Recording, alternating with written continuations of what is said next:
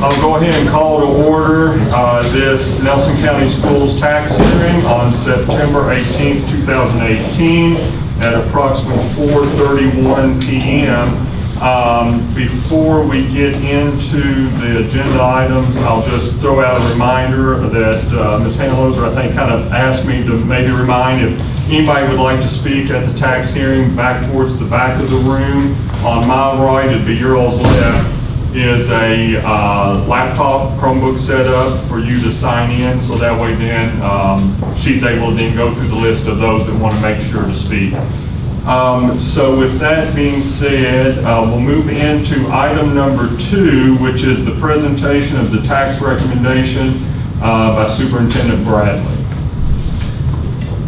Thank you. So we began this conversation at the working session a couple weeks back, and we'll continue that conversation tonight. And as we begin this conversation, Ms. Amy Owens has continued, our Chief Financial Officer has continued to build a presentation that shares the most essential data with our community as we continue to be transparent and share the data that impacts our school. The general fund tax levied in fiscal year 2018 was 76.4 cents on real property and 76.4 cents on personal property, and produced revenue of $17,069,728.31. $13,229,728.31 of this revenue was considered general fund revenue. The taxes collected were approximately 97.7% of the taxes that were expected to be produced. The proposed general fund tax rate of 77.2 cents on real property and 77.2 cents on personal property is expected to produce $18,432,198.75. Based on a collection rate of 97.7%, we would expect to collect approximately $18,008,000 in tax revenue, $14,005,000 of which would be deposited in the general fund. This will provide approximately $775,000 worth of additional revenue to the general fund. However, with tax collection fees, this will reduce the net effect of this increase. Due to expected reductions in state seat funding of more than $1 million, the district may still see a reduction in overall general fund revenue, even if the board chooses to levy a 4% tax rate increase. And our recommendation tonight is based on the reality of this situation. Please go ahead down to slide 7. So as if you go back one, as a district team, we looked at these questions here as really a driving force as we thought about the data. What financial forces and trends continue to shape our past and current, future financial reality? How does this decision impact our financial state, and how do we plan to allocate and budget current spending in alignment with district priorities? Lastly, looking at potential impact on opportunities for our students, all factor into the recommendation that I make as a superintendent. So if we can scroll down to the slide that summarizes, that would be slide number 17. This is a summary of how the tax rate impacts our local community and property owners.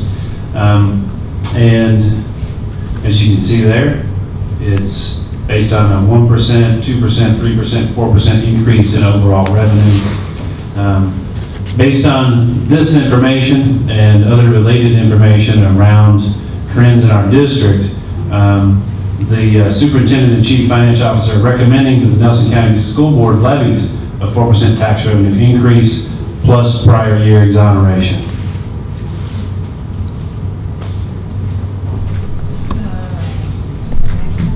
Sure. I mean, I think at this point it'd be appropriate if we have some additional questions as board members above and beyond what we talked about the work session, or maybe to add on what we talked about the work session. So.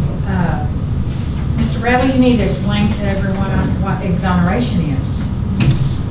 Ms. Owens, can you talk a little bit more about the exoneration process? Exonerations are the ability for us to recover tax revenues that were collected last year that were then returned to the taxpayer, meaning that they filed a dispute showing that they didn't owe the taxes. Our revenue was based on them owing those taxes. Those monies were returned. The exonerations are meant to recover those. And also, would you tell us, particularly the board or public, I don't care, the difference between what we talked about earlier, what was spent, our total expenditures for the school year 16-17, and what is projected for 17-18, please? So the total expenditures for fiscal year 2018 from all funds, from all sources, was $55,581,270.27. Our expected expenditures for this year will be pretty much in line with that. There are some things that could add slightly, and those are things that the state has mandated. They've cut textbook resources, they've cut extended school service or professional development resources, and our CERS rates have increased. We're also still waiting on results from litigation on the retirement bill that came in. Although all those things happen, we have reallocated resources and expect them to be similar in line. However, our revenues will decrease. So expenses will be the same, our revenues will not be the same. Whenever you mentioned, and you said roughly $55 million projected for this fiscal year that we're in right now? Yes. Okay. That does not include some additional on behalf payments that will most likely come in. They were slightly higher last year than we budgeted as well. What I was going to go with that, because I want to make sure that we understand as well as the public, the difference between the 18 million roughly number that we were talking about a little bit ago whenever it comes to the tax revenue input and that 55-ish, huge difference there. And if I recollect correctly from what your predecessor has tried to train me on, as well as what you shared with us at the work session, a big chunk of that difference there ends up being payments on construction bonds. Also, You're talking about expenses? Yes. That 55 million is a combination of all funds. So it includes it includes childcare, it includes food service, it includes all of our grants. It includes our SEEK revenue. Okay. It also includes any payments that we made on bond payments, any construction projects that we had to complete. It also includes any state paid expenses. So the state pays on behalf of the district for health insurance and retirement costs. Right. And I know, because that changed a few years back, if I remember correctly, because used to the bond dollars were not included as part of those calculations, and then there's some sort of a change in accounting practices where now it's every single bit of the payment, which is what's caused that number to balloon quite a bit. The state paid portion, the state assists with some bond payments. In the last couple of years, we've been required to report those on behalf payments from the state in our numbers, yes. And I apologize. Carlos, you can look at slide 8, page 7. I take for granted that not everyone was here for the working session. So a big part of the shifting funding landscape is articulated on this slide. You can see the 10-year impact on Nelson County Schools. 2017 and 2018 marked the first time that our local revenue will be in excess of the state revenue. You can see a total 10-year impact on SEEK, which is the state funding dollars we receive at $5.2 million. That has really been offset by our local property taxes and increased revenue through increased property values that have occurred. Additionally, as we think about future, we have House Bill 362 and Senate Bill 151 that have impacted retirement costs at the tune of approximately $1.6 million this year. And that's an increase of $1 million over the course of 10 years. That's money that 10 years ago was being directed towards other resources in our schools. And those funds are also funds that there's not a tangible item to. It is bolstering and making sure that the pension plan is funded. Absolutely. But it's not a school bus, it's not a renovation of a building, it's not extra teachers, it's actually a legally required payment that all school districts have to do. Additionally, there are a few people in the state that would say that that's going to decrease. I think we all recognize that the local ownership on the retirement costs will continue to increase. Not only is it a part of the current law, but it is a reality that we as educators in the state of Kentucky continue to face. I think if we go back to our recommendation as well, we're looking at the impact on opportunities. We want to continue to increase opportunities for student leadership. We want to continue to think about how we are looking at school safety, access and security issues. You're going to hear a little bit from Mr. McCoy here shortly on. We also are looking at busing and transportation, sustaining safe and efficient busing and transportation routes for students. We are also, as the world around us continues to grow, we have to look at employee salary and benefits packages that correlate to the work that's going on in our schools, all the way from bus drivers to teachers to principals. And lastly, I think this is a conversation we had earlier today with our high schools, is we have to continue to find ways to expand early college and career pathways in alignment with local workforce needs. And those are huge priorities for us as we think about this process. Ms. Breeding, I think there's something that's on your mind.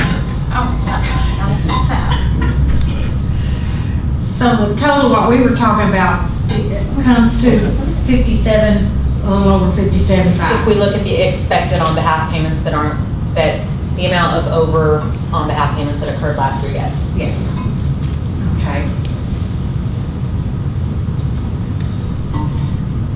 Yeah, actually, I do that. Okay, so I know that at the work session that there was some discussion on, I think it's a wonderful thing that that we have you here, because you're a fresh set of eyes. I think you're going to do wonderful as far as the finances are concerned, here in the district, and so I'm excited to see what's going to happen down the road. I know that that there was some mention too that there was going to be some maybe process improvement in terms of spending, in terms of how we manage the finances, both on the central office level, but then on the school level as well. So what is your plan to do that? Because I'm sitting here thinking, in my opinion, I think these things need to be done prior to us saying we got to have this from our taxpayers. Well, unfortunately, KDE requires that a working budget be approved Right now, and And we have slide 18, page 18. We can go back to as a part of that conversation. which one, this one? It's page 18. I can't see page numbers. There she is. Carla's got it. You got it, thank you. So one of the topics you're looking at, we are looking at process improvements, but one of the things that we're focusing on right now is giving ownership back to the schools. The schools are being given the resources to plan effectively for the future. We are trying to take grant money and Section 6 money, which is always money that they can operate off of, and let them see it up front so that they can budget properly and plan for the future.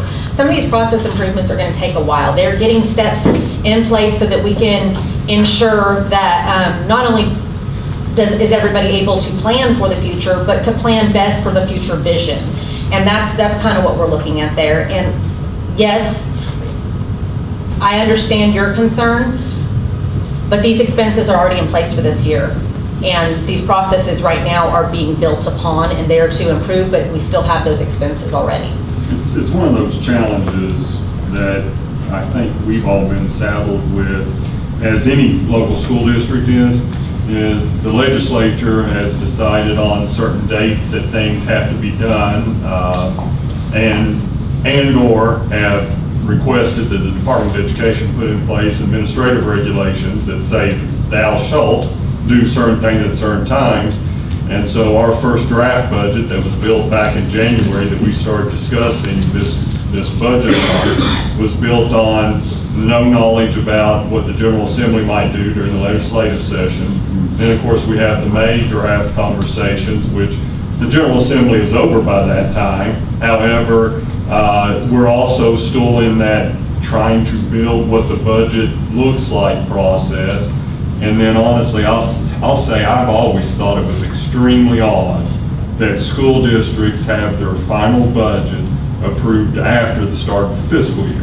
Now, I'm not saying that we're doing anything wrong, because that's the administrative regs and that's the statutes that are put in place. But personally, and this kind of goes a little bit what you are saying, I would love it if our legislature would, and you may not love it because it requires the work effort to be different, but I would love it if we had this whole process slid back about 3 months. I think some of the challenge ends up being, though, with the property valuation that occurs, it doesn't occur in that information's not available until that August-ish time frame. I think we got ours either late August or very beginning of September. And so then that puts us behind the 8 ball as well. It's like everything that is in place is fighting against us to be able to do it. Well, and then, good thing, bad thing. Sure.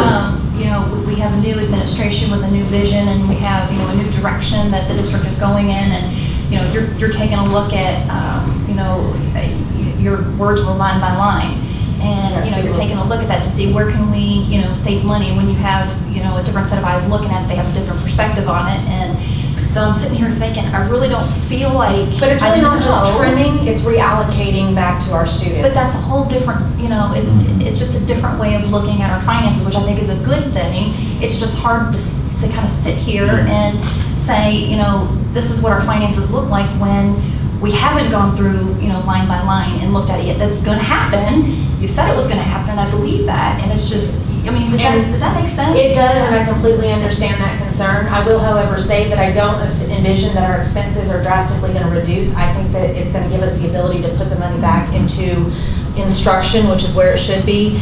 So I don't envision that it's going to drastically reduce our expenses. I just think it's going to reallocate, and those processes will allow us to do that. And it will allow the other administrators in the district to be involved in that total discussion, allow our community to be more involved in that discussion of where those resources go.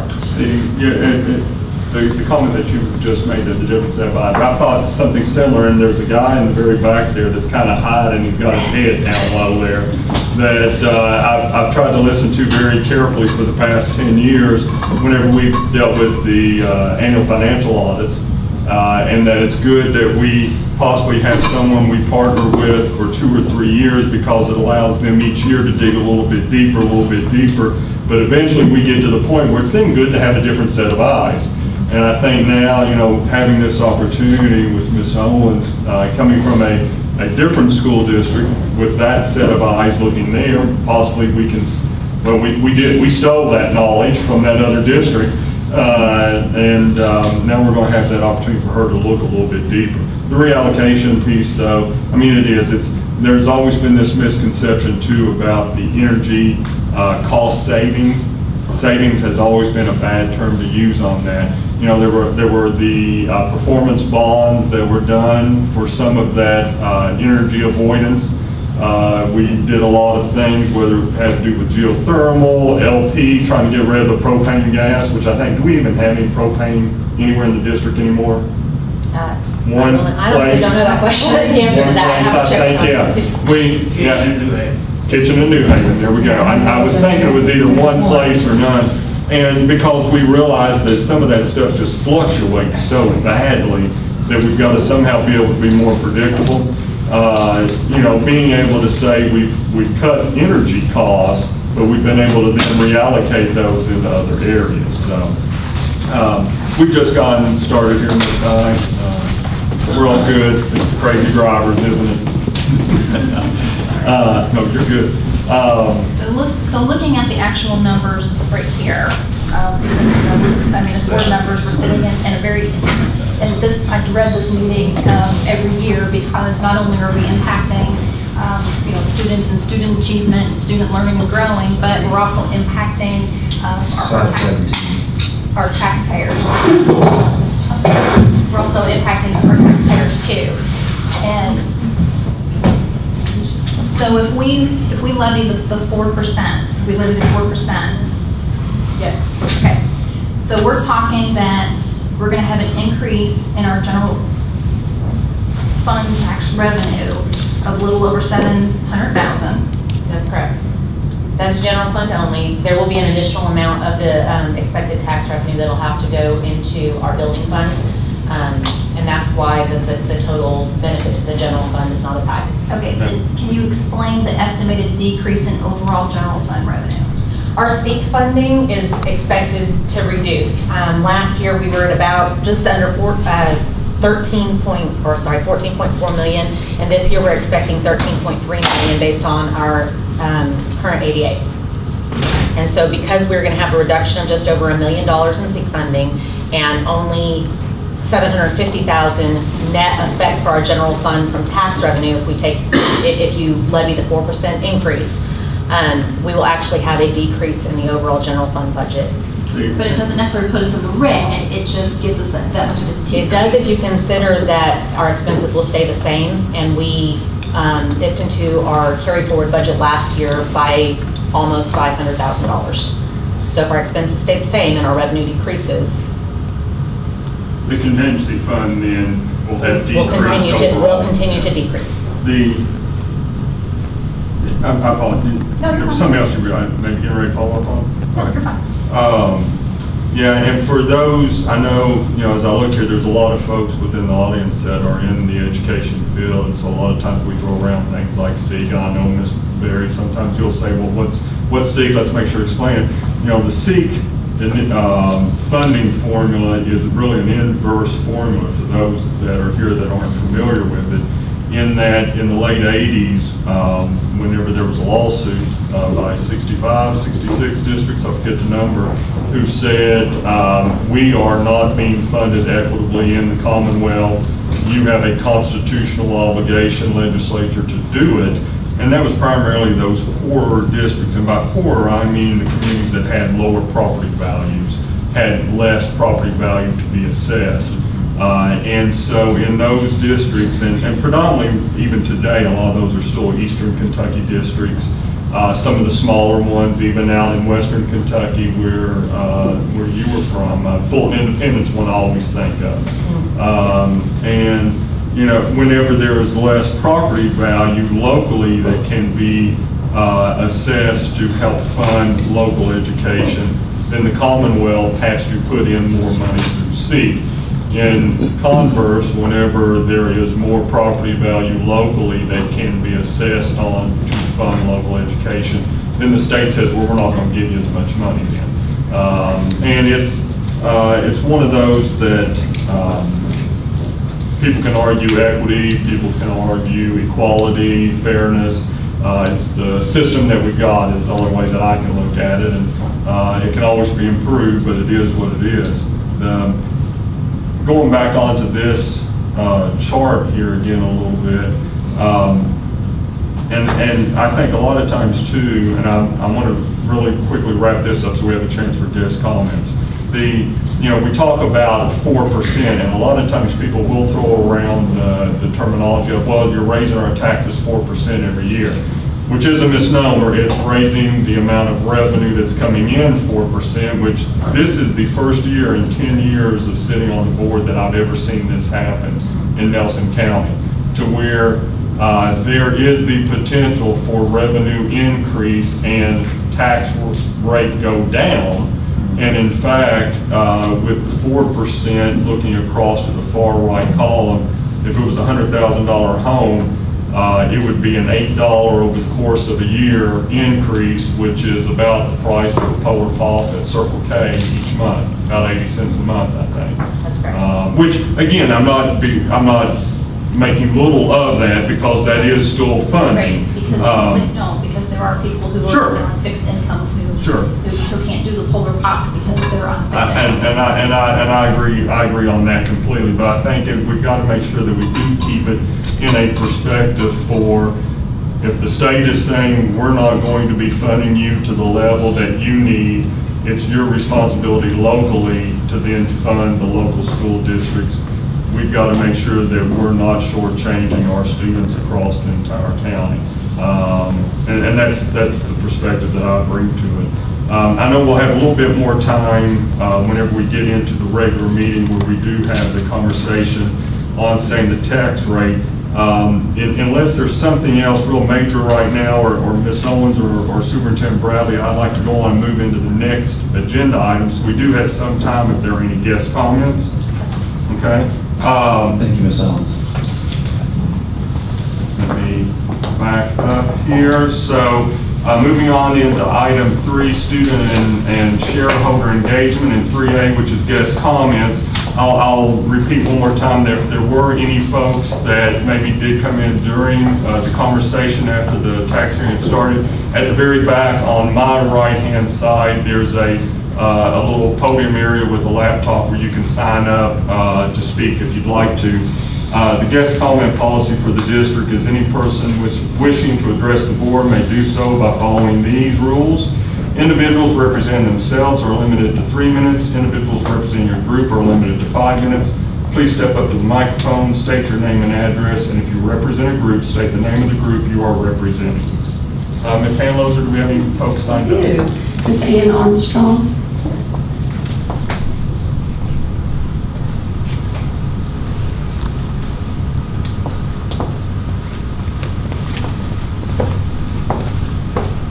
Ian Armstrong, 865 Wilson Creek Road, Cottage Creek, and I'm just here for myself because 3/4 of my bill is for school taxes. So I'm just interested in where that money goes. And, you know, you said $8 pop. You know, that doesn't mean a lot to me, but yeah, it does mean a lot to people, especially older people that are on a set budget. And their 3/4 of their bill is school taxes. So, you know, we pay taxes on our property, and I'm assuming that goes to the Nelson County schools, but we also pay on our phone bills. So I'm assuming that goes to Kentucky. You talked about the seat, and I just wondered why the seat isn't giving Nelson County what they did before. You're talking about why the seat dollars? Yeah, the seat dollars have gone down. That would probably be more so a question for either Representative McCoy or Senator Higdon, Okay. since they're in the legislature and they control that part of the seat. I will say that seat, we'll hear phrases such as, and I'm sure both of them will say this, is that seat is at the highest level of funding as it's ever been. However, I think we also heard Ms. Owens say that there were funds that were eliminated for transportation, professional development, and several other items. So the net effect there was a nice comment of we raised seat to the highest level ever, but on this other side, we've taken away money that we used to give to school districts, so it actually ends up being a negative effect. Okay, just on a thing on transportation, I have went to schools, and it is amazing that the people pick up their kids now and don't use the bus system. It is amazing to me. So, you know, raising transportation when they're getting dropped off and picked up, that's just my opinion too. So, Thank I'm you. just a concerned citizen, so. Thank you, appreciate it. Okay. If there's not anybody else that possibly came in at the last moment that would like to make a guest comment, I would then ask for a motion to adjourn the tax hearing regular session. Motion? Motion by Ms. Breeding. Second. Second by Ms. Berry. All in favor? Aye. Opposed? Okay, motion passes. We'll take about 1 minute or so, it looks like, and we'll get ready to start in. Quick bathroom break.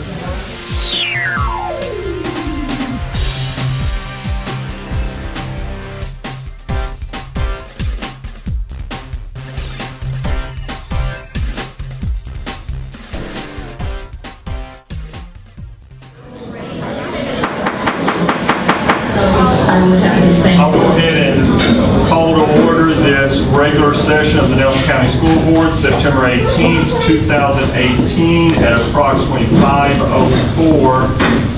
We will start with the Pledge of Allegiance.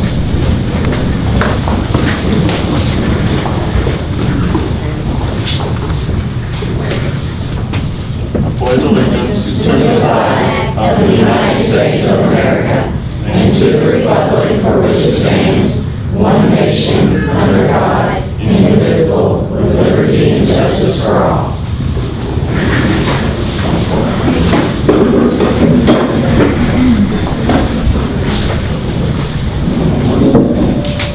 So the board mission statement statement, the Nelson County Board of Education, representatives of our citizens and entrusted with their children, pledges to support the mission of the Nelson County School District by setting visionary direction through effective policy, oversight, and efficient resource management. The district vision statement, quality education now, learning for life. Superintendent Bradley, are there any changes to the agenda? No changes to the agenda. Okay. We will then go on into item number 3, Energize the World, and 3A, which is Community Health Student Showcase. Ms. Whitlow. Good evening. My name is Brooke Whitlow, and I'm your Community and School Media Coordinator. And I'm absolutely thrilled to share with you guys our new reimagined portion of our student performances for board meetings. I know, speaking for myself, this is my favorite portion of board meetings. No offense. But we oftentimes, it's really difficult for us to showcase the incredible work that's going on in our schools in 5 minutes with whomever may or may not make it to central office on a Tuesday night. So it's for this reason that we kind of decided to reimagine what this looks like. We wanted to be able to showcase a larger scope, to widen the lens for you guys to really see what was going on in our schools. So I'd like to introduce Miss Amanda Noakes. She's here tonight to kick off our new reimagined student showcase. She's the assistant principal at New Haven. Good evening. How are you all? First up, I want to say that Ms. Harden, our principal, sends her condolences. She had an emergency doctor's appointment with her son and wanted to make sure I communicated that she made every effort to be here tonight. So I'm here in her place. What I've learned since coming to New Haven is that this is a community that's steeped in tradition and history. And what we've really tried to embark on this year is a journey for the students to really learn about the community that they live in. Many of them have grandparents, parents who grew up and went to New Haven schools. And so we wanted our students to really embrace the idea that the school is just not in the community, it is the community. And so through that, we're starting some new rituals and traditions and really trying to bring the narrative of care and relationship building into everything we do so that students feel cared for while they're at our school, and that from there, the academics will grow. So we're very excited to launch into some new projects this year that really showcase what talent we have at New Haven, and also the amount of care and love that are within those walls. So we're really excited about tonight's showcase.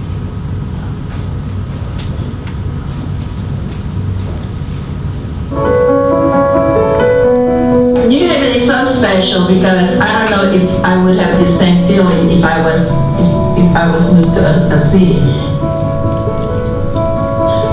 Philippines is where I was is like a little orphan.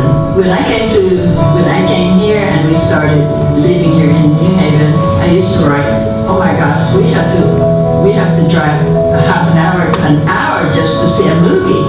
I said, I don't know if I could stay longer here, but the people around here are so welcoming. They were hospitable and they welcome me with an open arms. I just felt at home.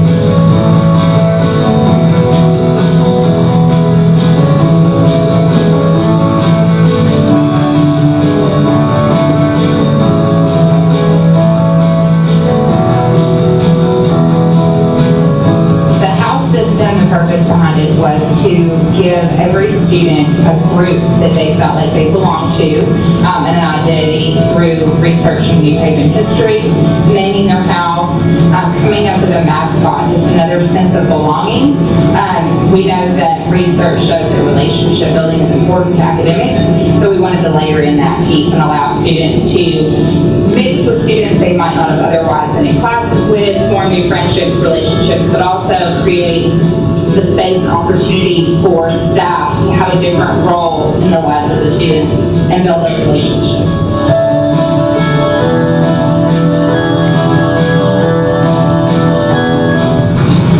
I'm from Mr. Mudd's house. My name is Thorsten. I'm in 8th grade. I'm from Mr. Mudd's house. We're called the Adams house. I'm Haley Rachel and I'm in 7th grade.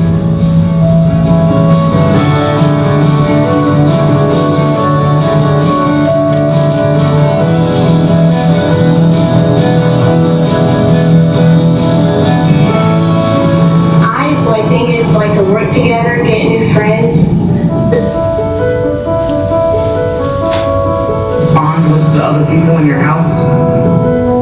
A good Work together? citizenship.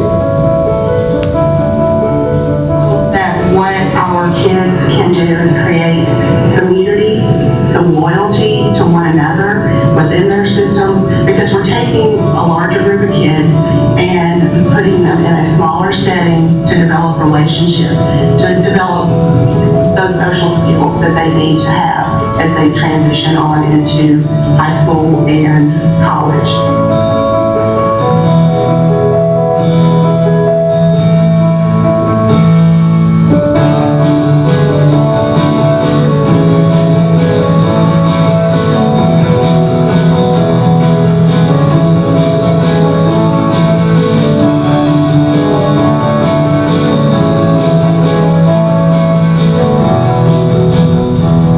Did some research on outdoor classrooms and how that could entice the kids with learning and help with staff morale and just overall help the community, because this is such a close-knit community here in New Haven.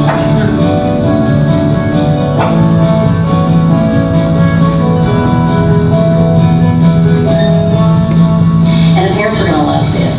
I mean, I can just envision parents coming with their families and coming out and really enjoying what's materialized here today. I mean, and staff can come out here and eat lunch. You know, we have to pay for our staff, you know, to help them because they have such tough jobs. And then we could even use it to help kids, you know, promote learning by offering them time out here.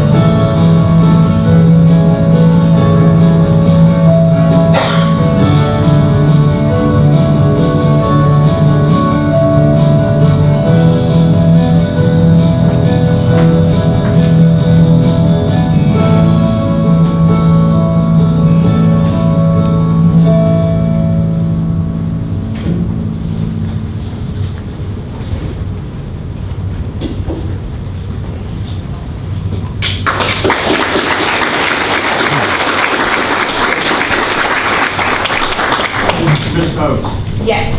question. So I have followed on social media the house naming at OKH, but I've not, off the top of my head, I don't remember at New Haven. So have the final names been identified by the students? Yes, we have Adams House, Allen House, Sherwood House, and Pottinger House, and they're all people that had to do with either the railroad or the community or founding of New Haven. Are there any, maybe a parent or any students from New Haven here? Just curious. Anybody?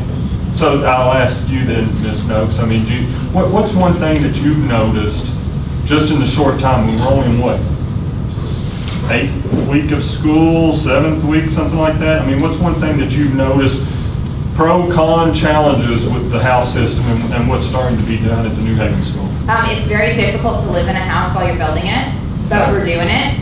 And we're learning as we grow, and but it's been powerful to see the excitement of the students and for them to really dig into their own history that they didn't know has been amazing, because now they can see a landmark and they're connected to that and they know the history behind it instead of it just being there. So They own it. They own it, and they own those houses. Have they made a connection between the Sherwood Inn and the Sherwood? They have. Yeah.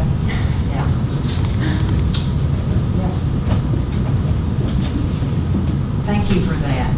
Thank you, Ms. Noakes.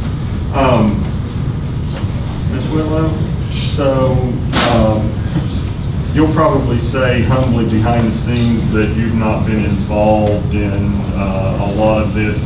And we all recognize it's students, it's the staff. But I'm just kind of curious, I mean, what's been one of your biggest impressions from the work that you've already started doing here in the school district? Honestly, I've never really been a part of a community like this before, and it's special, and I'm just thrilled to be here, really. You know, I mean, as cheesy as it sounds, I guess the Nelson County pride, it's a real thing, and I'm getting to experience that as an outsider, too. And being in New Haven just the past couple of weeks, working with the Student Showcase was really special. Appreciate that. Appreciate the work that you're doing as well. I had the pleasure of seeing you present along with Mr. Goff and a few others to the Leadership Nelson County group last week, and I could just tell by their reactions they were very impressed with you reaching out to 1, 2, 3, was it 4 of our schools, and doing Google Hangouts with staff from 4 of the schools to have them interact with the group here, because they were having students back in their classroom. In fact, we had students that were also interacting with Leadership Nelson County by doing that web conferencing. So appreciate the work that you do on that. Item 3B, Community Health and Engagement Quarterly Ignite. This is just a reminder, last month we had Inspired Leadership and Learning. This month we have Community Health and Engagement. Next month we have Workforce Development. So we will see Community Health and Engagement back here in December as a follow-up for quarter 2. That's right. What a great opportunity we just got to see, kind of laying the foundation of care in New Haven, what that's starting to look like.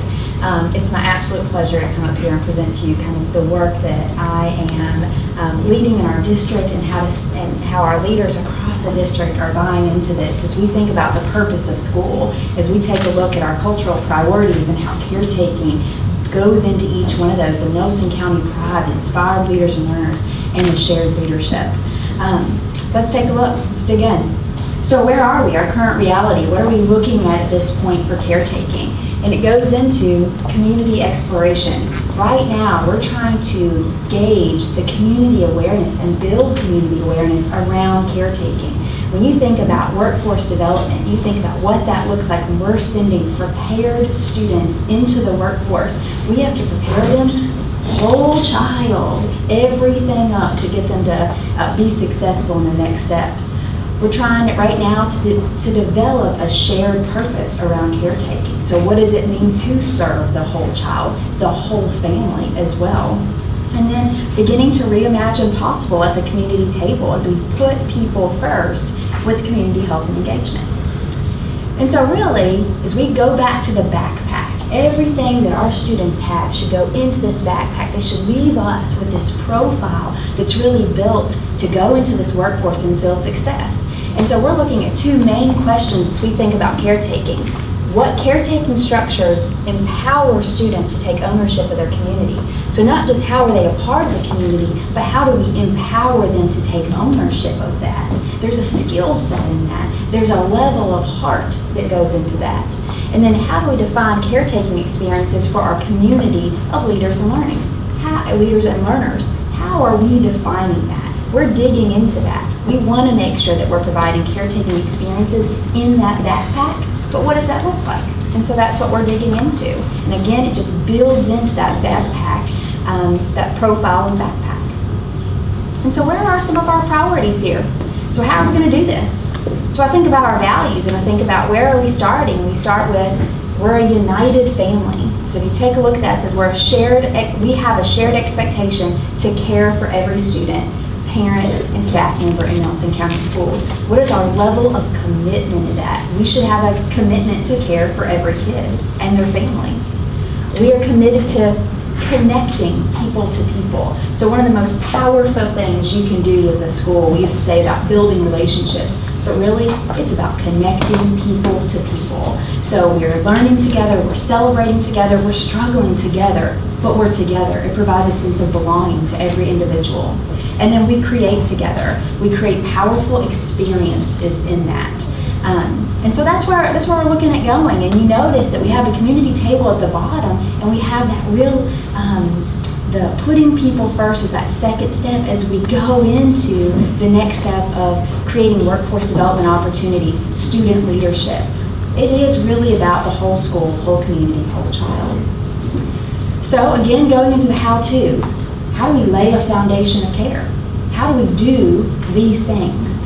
How do we ensure that's happening, those commitments are happening? Well, it's through laying that foundation of care. And you saw through New Haven kind of what they're doing to lay that foundation through academic and behavioral health program building, the house structure. These are two pictures I wanted to share with you. One is from our academy, and it's about digging into the purpose of a student and their experience here, their passion. So we have passion projects across the district going on. We have also activities in our schools going on that says, this is a picture from Cox's Creek, one of their bulletin boards says, positively inspiring.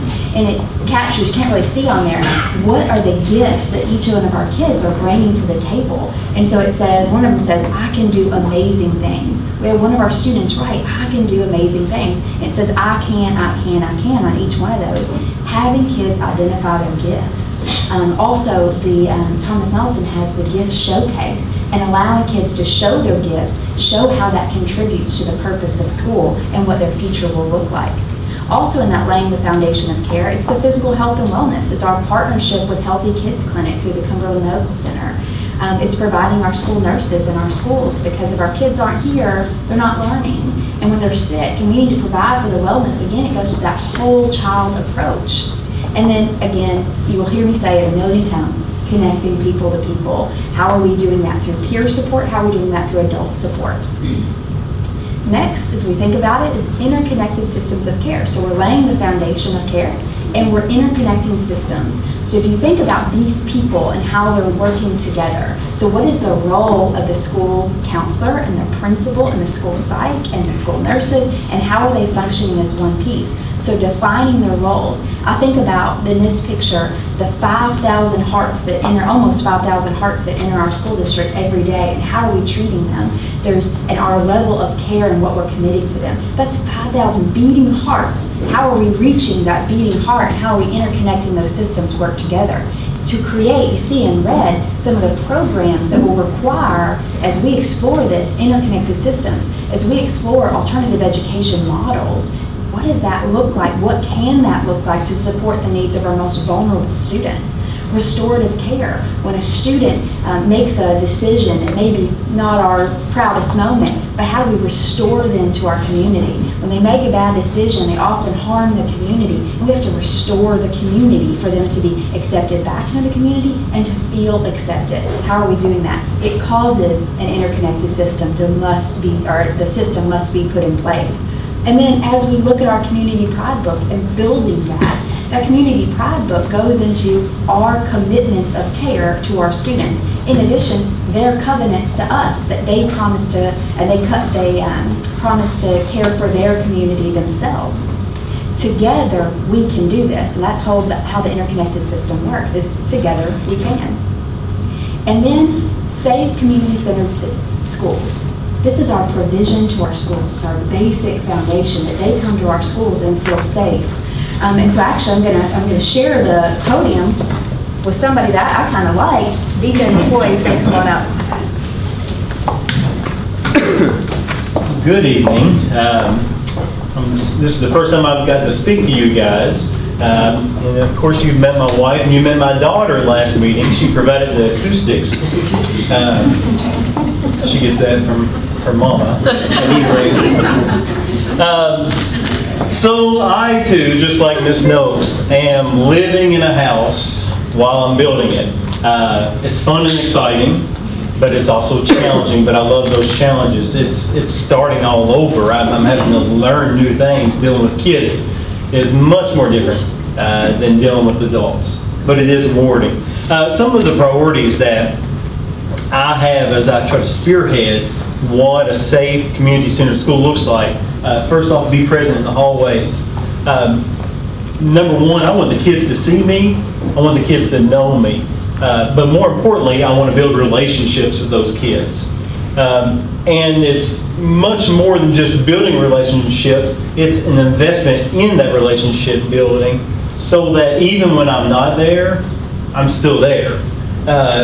When they have a relationship with me and when I have a relationship with the people, other people in the school building, it's the whole sense that they are protected and they feel safe.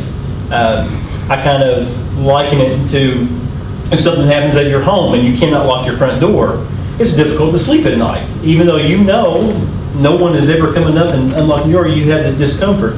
But I want our students to feel safe while they're in their school so that they can feel free to play and run and learn the whole time that they're there.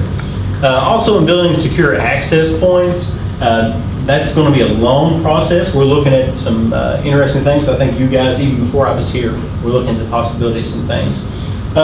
What it looks like for us to invest in development of communication and emergency management plans.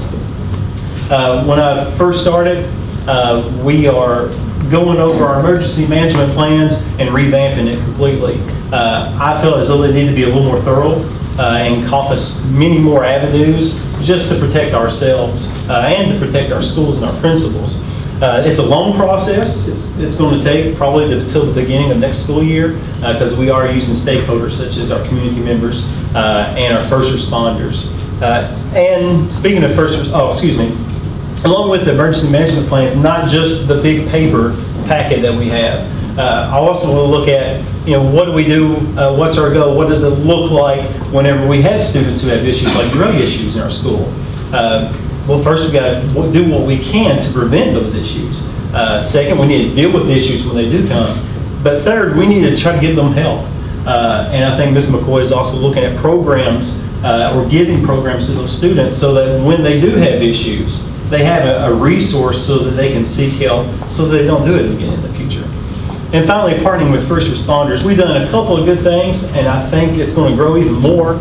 All of our first responders in uniform, I'm going to pay their lunch or their breakfast meal. I want a first responder in uniform in the school, especially for our young children. It makes their day. Hey, Mommy, I saw a firefighter today. They brought a fire truck to the school. And just so they can develop relationships with those children as well.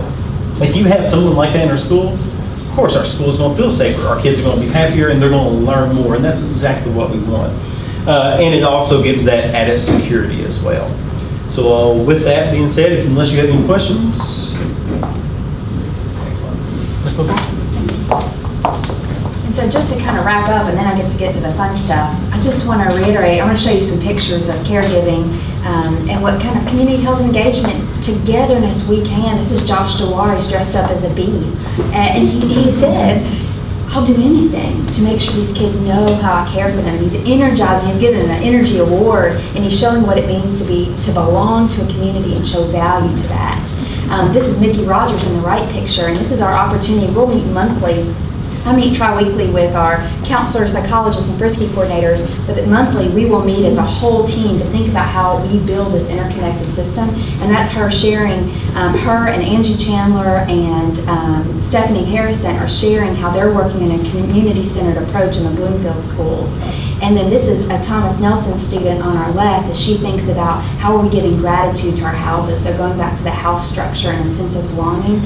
And then you've seen this in the video as the outdoor classroom, and think about how the community provided that, and thinking about how our Frisky coordinator heard about this grant from Lowe's, got on it, three hours later, Lowe's is like, yes, we want to do that for you. And our community came to the table and provided that. And Dee Dee got the excellent opportunity, all of us would love this, to go through Lowe's and just pick out what she wanted. And she said it was like a dream. And so really, it goes back to, this is the work that I'm focused on, and our district is going to focus on, is laying the foundation of care, creating interconnected systems of care, and committing to safe, community-centered schools. This is community health and engagement for us. And so the best part of my presentation is the recognition of the people that I'm getting ready to do. Okay, so the first one I'm going to do is Dee Dee Saccone-Smith. So Dee Dee, come on up. Dee Dee, when we said we want to recognize people for caregiving and caretaking in our district, Dee Dee was one of the first ones I thought of to recognize. She's one of our Frisky coordinators. She did the outdoor classroom, but I can't talk about the multitude of other programs she's running. When I think about assessing the needs of kids and seeing where we need to meet them, Dee Dee meets them in the middle there. She provides those programming. It's my absolute pleasure to present this award to her.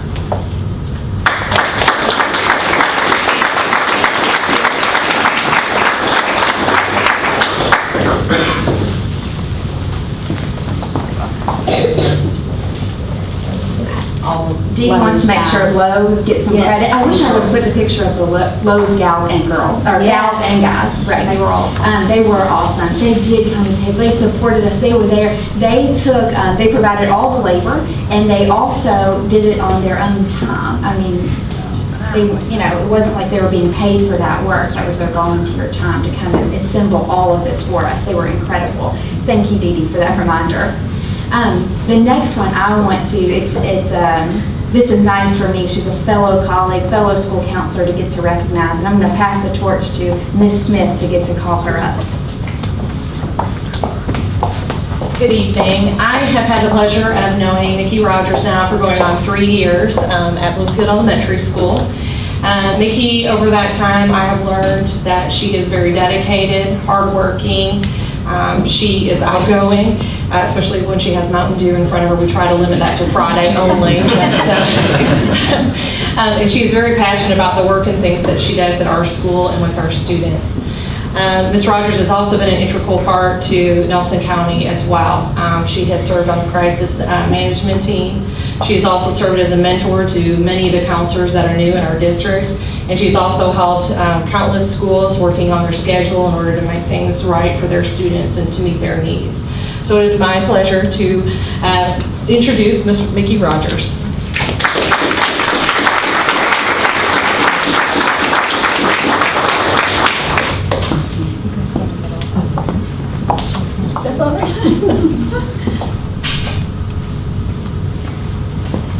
Mickey, when I think about program building, academic and behavioral health program building, I think about Mickey Rogers and what she's done for Bloomfield Elementary and how she cares for those kids. Even when I was at KDE, I'd ring up Mickey and say, help me think about this at the elementary level. She's a phenomenal asset to our district. Thank you, Mickey. Even more fun is recognizing students. And so the first one we're going to recognize is Emma Workman, and Miss Victory is going to come in and recognize her. Come on up, Emma. This is Miss Emma Workman. Emma is a fabulous 5th grader at Cox's Creek Elementary. When we were thinking about this award, I asked several teachers, who should we recognize, and everyone definitely thought we need to recognize Miss Emma. We've talked a lot about pride and care this school year, and that's Emma. And sometimes I think as administrators and leaders, we're trying to figure out what that means. And a lot of times we can learn that from a kid. Emma loves our school. Emma loves our students. Emma loves her teachers. And when you're around her, you just know it and you feel it. She's taken on a lot of leadership opportunities at our school. She's always welcoming as people come in. We collected a few quotes about Miss Emma. This is one from Miss Emma's 5th grade teacher, Miss Hayden. Miss Hayden says, Miss Emma is my ray of sunshine. She exemplifies what I want my own 2 girls to grow up to be. She's kind, compassionate, dedicated. She's a born leader, and kindness is her answer to everything. She loves life, and her love of learning is infectious. She makes me strive to be the best teacher I can be. We also talked to a lot of her classmates, and they said, Emma cares about us. We just know it. We can feel it. We have her back, and she has ours. So I think a lot of people have been touched by Miss Emma's love and Miss Emma's care, and we're excited to recognize her today.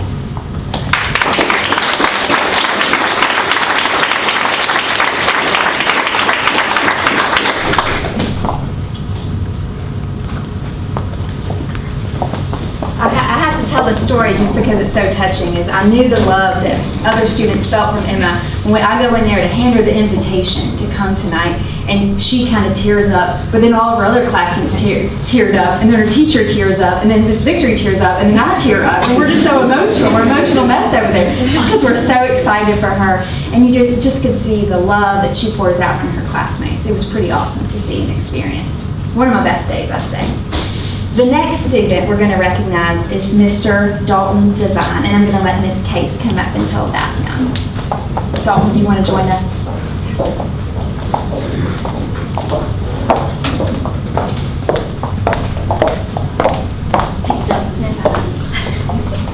All right, so Mr. Devine, I don't think maybe even knows how much I see what he does in a day's time. And I think that's the beauty of his care, is that he cares when no one is watching. From opening doors, that I just witnessed him the other day helped someone who had dropped a stack of books, who other people would have passed by, and he just stopped what he was doing and helped her scoop them up. And so I know that he does these things consistently on a regular basis, and his words and his deeds and his kind heart just shows through. So, Mr. Dalton Devine, thank you for your care, and thank you for leading in that way at OKH.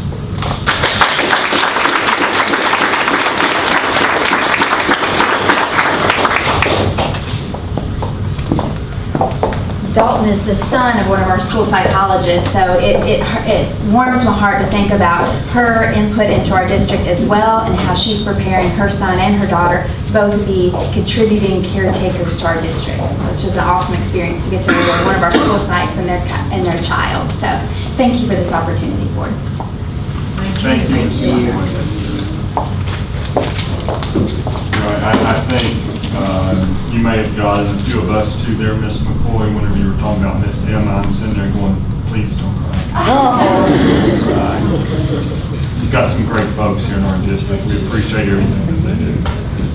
Emma also gave the tour when I was at Cox's Creek, and she really, we had a good time there. It was in March, and we came back and visited, and Emma and her team. You were also in video, correct?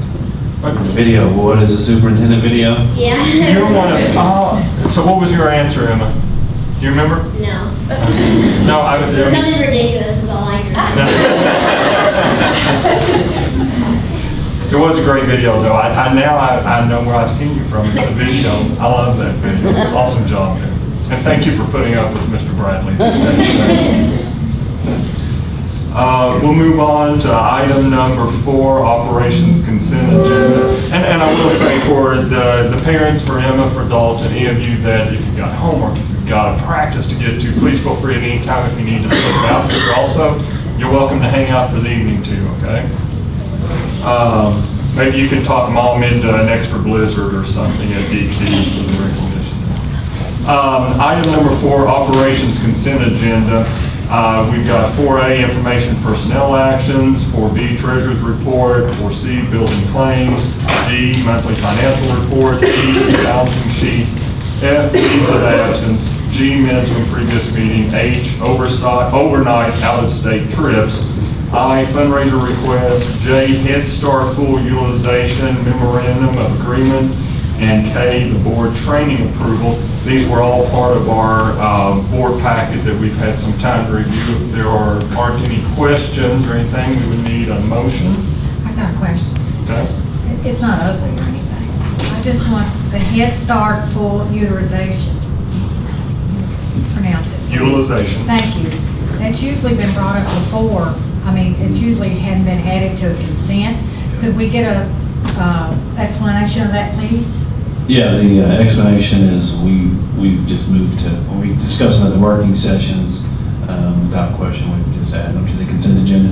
If Ms. Clark, if you'd like to come up, she certainly can talk a little more about that. So full utilization is an annual agreement with Head Start. So Head Start is a separate entity that we, with its state agreement, have to supply them, help them get children who qualify for their program before we can start services in preschool. So basically that number has not changed. It's set at 45 currently. We have currently met full utilization, so we work with them collaboratively to identify students that would benefit from their services and qualify for their program. Then they set that we've met full utilization and we can open our program and provide our students our services as well. I just thought people need to know what that is. Public needs to know what that is, because usually it's separate. I mean, this is the first time we've ever put it to like this on a consent agenda, so I just wanted people to know what's going on as far as Head Start. Okay? Thank you very much. And I think there was some question during the work session as far as where Head Start is. It is at the Kobeck building. There are several locations. There's several locations? Whenever I was over there the other day, I happened to notice some of the moms bringing students in during that time. If there are any other questions, then we need a motion for the consent agenda. Make a motion. Motion by Ms. Breeding. Second. Second by Mr. Dickerson. All in favor? Aye. Opposed? Motion passes. Moving into item number 5, dedicated to our community. 5A, Superintendent Report. Mr. Bradley. So just a note, as a new superintendent, one of the things that the legislature has is a mandated process for new superintendent training. Additionally, there is assigned mentorship. Today I was fortunate to have Fred Carter, who was the previous superintendent in Glasgow, as well as the principal in Bowling Green, who many of you may know, visit and spend some time together. And part of that conversation is also he and the others at KASA who are leading the work of superintendents across the state. They want to make sure that we continue to share a little bit about what our job entails as superintendents. And over the next 7 months, each month, I'll share out one specific standard as it connects to some of the work we're doing. So one of the things as school superintendents that is a big part of the work is strategic planning. And as we as a school continue to have this living conversation, I've put a couple of documents over there just in that corner that are around the current vision, and as well as the stages of development in that visioning process. So in many ways you start very broad, and over time that becomes more and more precise. And I think it's important that as we think about why we are at schools, this conversation around impossible and empowerment that we've been having in our community continues to get more and more clear. And Ms. McKay, if you could scroll down to the last page. Be slide 4. Oh, sorry. When I say last page, I thought it was if you scroll up to the page, one more. And again. And again. And again. There we go. So that's page 0, apparently. Slide 4. So Ms. McCoy spoke about this, but we think about stages of development in the work.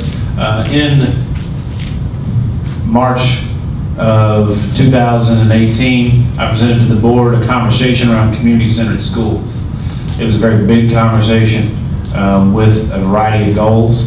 With our leadership team here in the Nelson County Schools, we continue to refine that and reconstruct that in alignment with what we feel is in the best interest of our school community.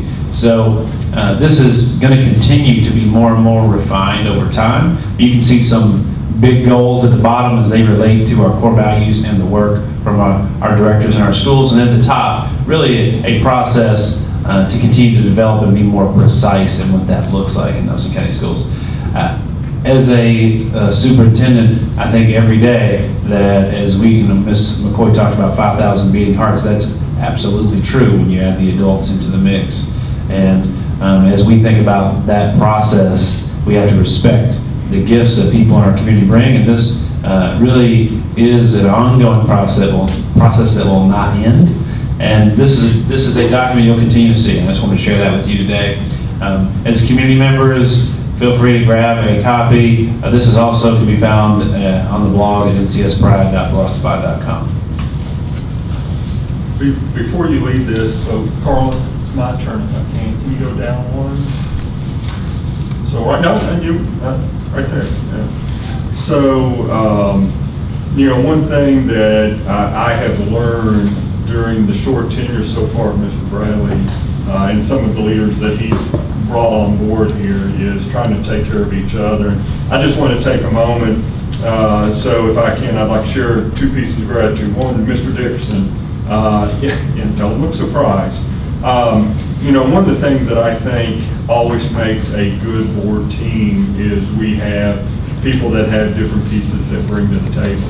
And I know Jeff and I, we've had conversations in the past, and coming on, in the early part of this calendar year, there were probably times you thought, what have I gotten myself into? But at the same time, what you brought to the table just in some of the questions whenever it comes to the financial piece of things, you said early on, you're not a finance person, but in my eyes, you really are because of the work that you do in your paying job every day. And so I want to say I appreciate the questions that you ask and some of the things that you also make me think about. And I also want to say real quick, looking at the front row right there, and Ms. Whitlow's probably already seen it, that's the education powerhouse team right there, as well as that second row and third row and fourth row back through there. I mean, I was sitting here looking out as you were talking, Ms. McCoy, and I am, now I'm not amazed because I already know the capabilities of the group of folks there, but I'm sitting here and I'm thinking, what a fabulous, lucky time to be part of the Nelson County Schools whenever I look out there and see these people. And it did take me a while to figure out who the person in the hat was. I could not figure that out. And it's Miss Jury, my son's principal, getting tacky Tourist Tuesday at times. But I want to thank each of you for the work that you're doing. You've only been here a short time. It's getting real exciting in a very short amount of time. So thank you to each of you. Yes, Anybody else want to give gratitude? It's not on the agenda. But when I saw that, there were two things that just popped in my head. Well, and I think it's important that folks know that these 7 standards that you're going to be, bringing forth, these are the things that we as a board, when we go to evaluate the superintendent, these are the things that we're evaluating him on. So just want to make that known. That's a great point there. Yeah. So going on into 5B, saying the tax rate, Ms. Owens, I don't know if you want to come back up for the official part of the meeting here, please. I will say that after Robin's presentation, I feel a little bit unlucky. Great job. I'm not going to repeat everything I said, only to say that with what we're looking at with the reduction in state funding, that the recommendation that we are making is based on that to ensure that we're able to continue with the initiatives that have already been started with the school district. And I believe Mr. Bradley wants to actually make the recommendation.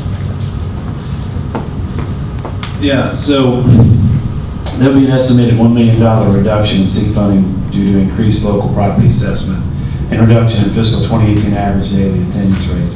The district will likely experience a reduction in the general fund even with a 4% increase in local tax revenue. Based on this information, the superintendent and chief finance officer recommend to the Nelson County School Board to levy a 4% tax revenue increase plus prior year exonerations. Anything else, Ms. Owens? So to get the ball rolling then, I will make a motion that the Nelson County Board of Education adopt a 4% increased tax rate of 77.2 cents for real property and 77.2 cents for tangible property and 54.8 cents for motor vehicles for fiscal year 2019. So a motion to be made. If there's a second. I'll second. Okay, so a second by Mr. Dickerson. Time for any discussion. I know we talked quite a bit during the tax hearing, but also this is appropriate time for discussion as well.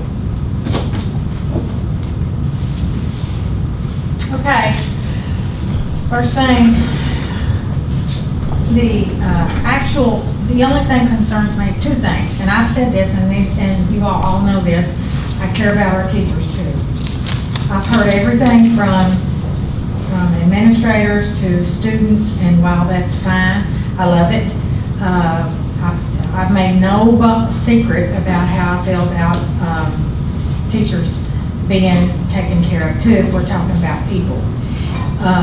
Now, help me if I'm wrong on this, Ms. Owens, when we talked about 53, but the actual would be 57.5, right? With on behalf. That's what we're talking about, okay? Okay, now, y'all take it from there. Do the math. That's what I'm saying is, there's a lot more to this than just money.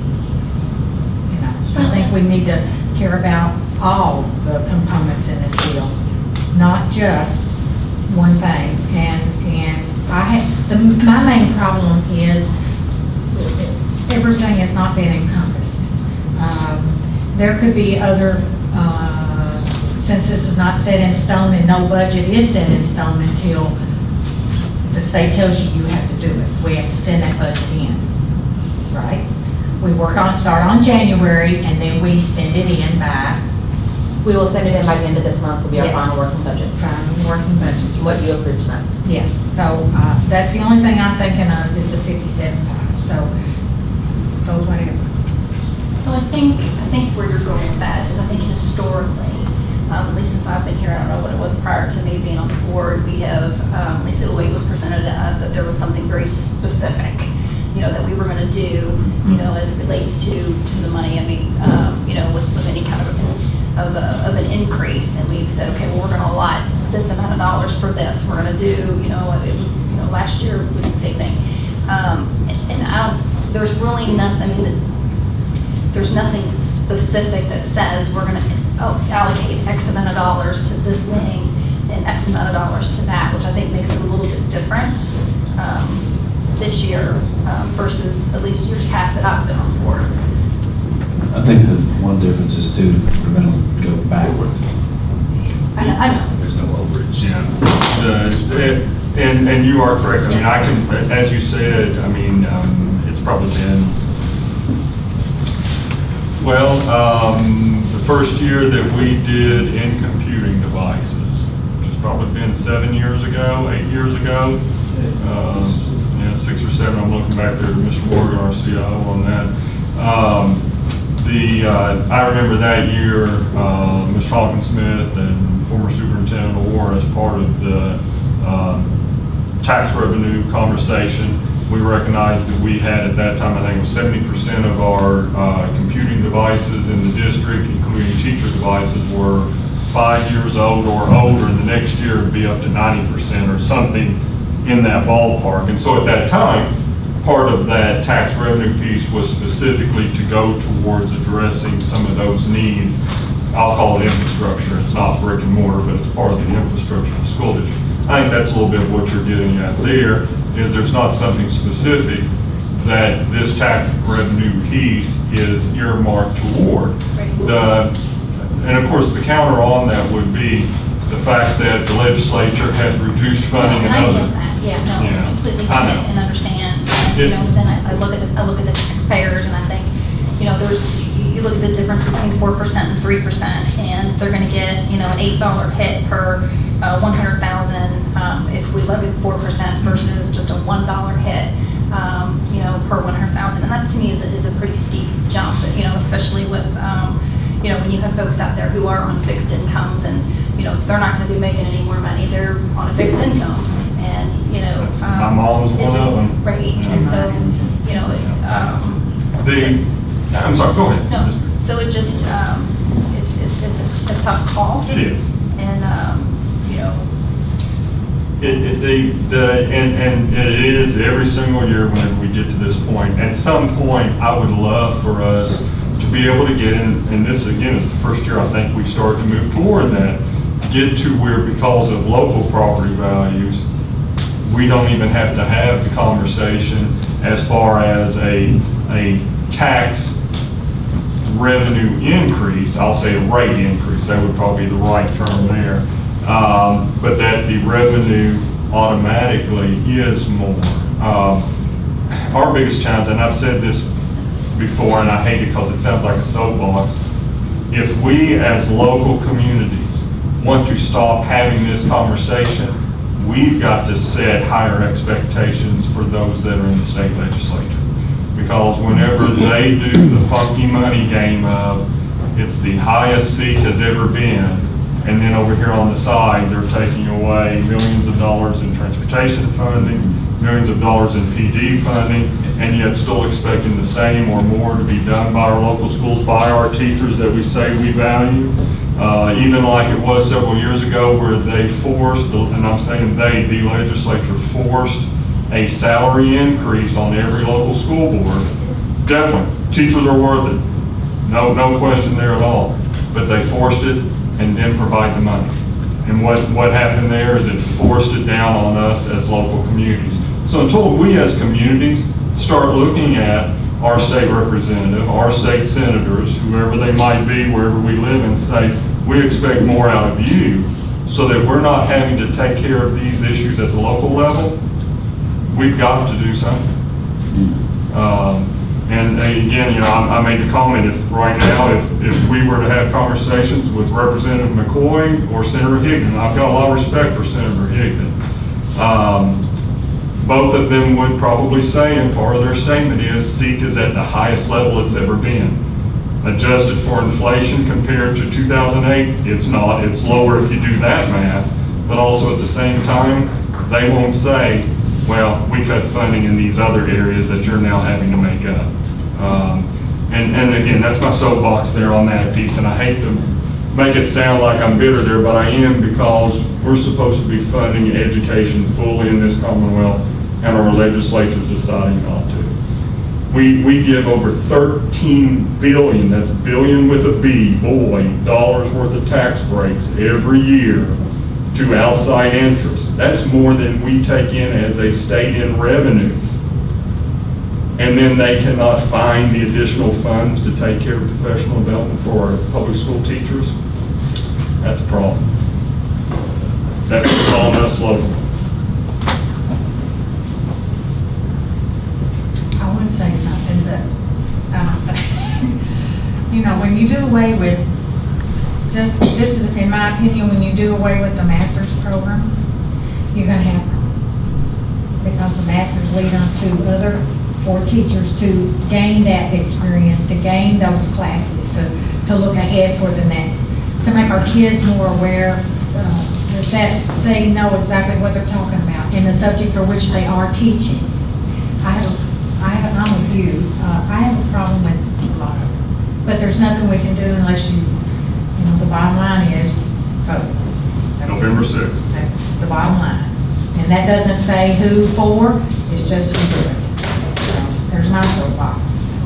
Don't have a rubber city or burden fall on us, you know, versus. Well, just like they cut the transportation too, they want us to cover everything but what, 25%. So that's what we do.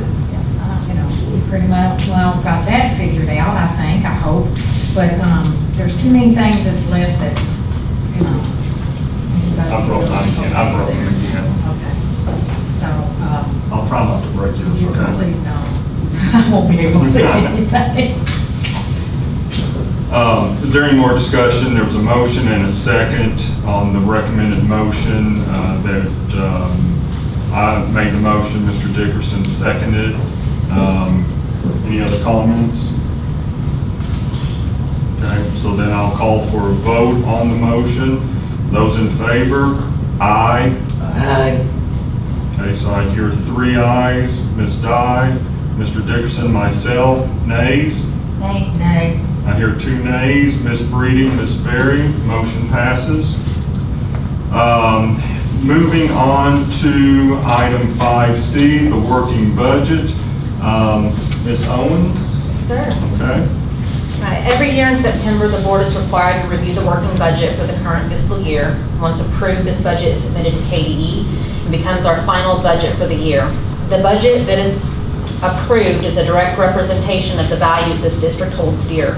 It represents not only the initiatives that have already been implemented, but paves the way for the visions we have for the future. As we move forward, we are being very diligent. We are reviewing every aspect of our previous expenditures in an attempt to reallocate resources to instruction and student leadership opportinities and away from administrative expenditures. The budget presented to you tonight is a stepping stone. The total district budget for fiscal year 2019 includes approximately $54 million in both actual and on-behalf revenues. $41 million of this budget is budgeted in the general fund. We expect to spend approximately 80% of the general fund budget on salaries and fringe benefits. You've received a summary of the Fund 1 expenditures with estimates on how that $41 million will be allocated, and we discussed those allocations at the working session. Last night, you received an updated list with a few minor changes. Those changes are mainly a result of reclassifying some expenditures, but if you have any questions, I will be happy to answer those now.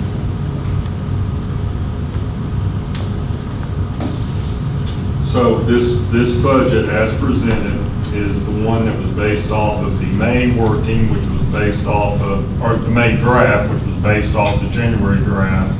which is based off of the tax rate setting that we just had the motion and the vote. This was based off of a 4% tax revenue increase, and yes, it is, it builds on the tentative budget which was passed in May. Are there any questions about the budget as presented? This would be the working budget for this fiscal year, school year 2018-2019. Okay, wait a minute. 18, 19. We're in 18 right now. 18, Yes, 19. but what the tax takes care of is, Ms. Owens, is This fiscal year as well. this fiscal year. And so is this budget. This fiscal year Yes. and this budget are both the same. Yeah, then matches up. Yes. Yeah, just want to make sure. Yes, the everybody- new budget will be started on quite soon for fiscal year 20, as soon as we get through this. Yes, that's what I'm saying, I just want to make sure Yes. everybody understands that, because it gives you the impression this is next, but this is this. This is this year. This is the Yeah. final budget for this year. Yes. Year. Okay, so then I would need a motion to approve this working budget for fiscal year 2018-2019.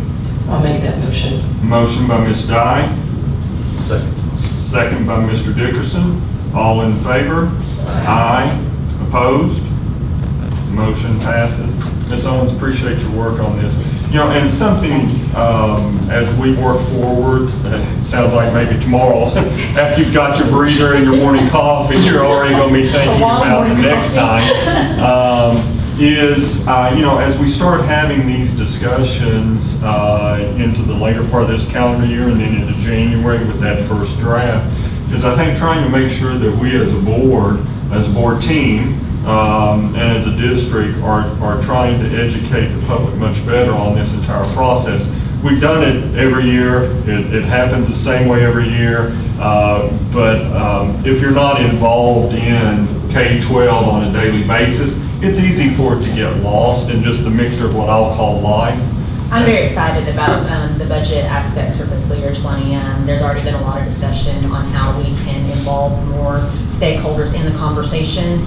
And so I'm very excited about what I think is going to be a wonderful budget year. Good. Thank you for your work, Ms. Owens. Okay, moving on then to item number 6, student and shareholder engagement. 6A, guest comments. Guest comment policy, any person wishing to address the board may do so by following these rules. Individuals representing themselves are limited to 3 minutes. Individuals representing a group are limited to 5 minutes. Please step up to the microphone, state your name and address, and if you represent a group, state the name of the group you are representing.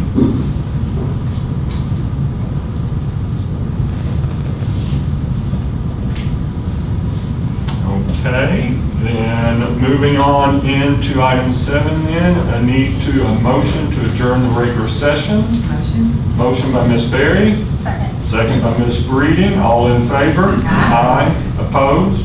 Motion passes. Appreciate everybody's work tonight. Thank you all.